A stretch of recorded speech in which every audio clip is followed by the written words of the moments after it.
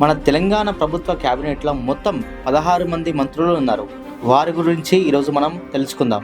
అందరికంటే ముందుగా తెలంగాణ ముఖ్యమంత్రి రేవంత్ రెడ్డి గారు, ఆయన కొడంగల్ నుంచి గెలిచారు. తెలంగాణ డిప్యూటీ సీఎం మల్లు భట్టి విక్రమార్క గారు, ఆయన మదిర నుండి గెలిచారు. మరియు మన గవర్నర్ శివప్రతాప్ శుక్లా గారు.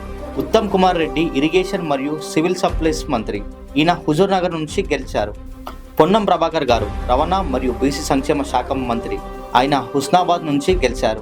కోమటిరెడ్డి వెంకటరెడ్డి గారు రోడ్లు మరియు భవనాల శాఖ మంత్రి, ఆయన నల్గొండ నుంచి గెలిచారు. కొండా సురేఖ గారు అటవీ మరియు దేవాదాయ శాఖ మంత్రి, ఆమె వరంగల్ తూర్పు నుండి గెలిచారు. సీతక్క గారు పంచాయతీరాజ్ మరియు మహిళా సంక్షేమ శాఖ మంత్రి, ఆమె ములుగు నుండి గెలిచారు. శ్రీధర్ బాబు గారు ఐటీ మరియు పరిశ్రమల శాఖ మంత్రి, ఆయన మంతని నుంచి గెలిచారు. పొంగులేటి శ్రీనివాస్ రెడ్డి గారు రెవెన్యూ మరియు గృహ నిర్మాణ శాఖ మంత్రి, ఆయన పాలేరు నుంచి గెలిచారు. తుమ్మల నాగేశ్వరరావు గారు వ్యవసాయ శాఖ మంత్రి, ఆయన ఖమ్మం నుండి గెలిచారు. దామోదర్ రాజనరసింహ గారు ఆరోగ్య శాఖ మంత్రి, ఆయన ఆందోళన నుంచి గెలిచారు.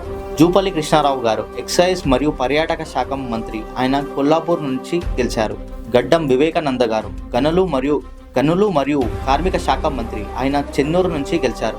అడ్లూరి లక్ష్మణ్ కుమార్ గారు ఎస్సీ ఎస్టీ సంక్షేమ శాఖ మంత్రి, ఆయన ధర్మపురి నుండి గెలిచారు.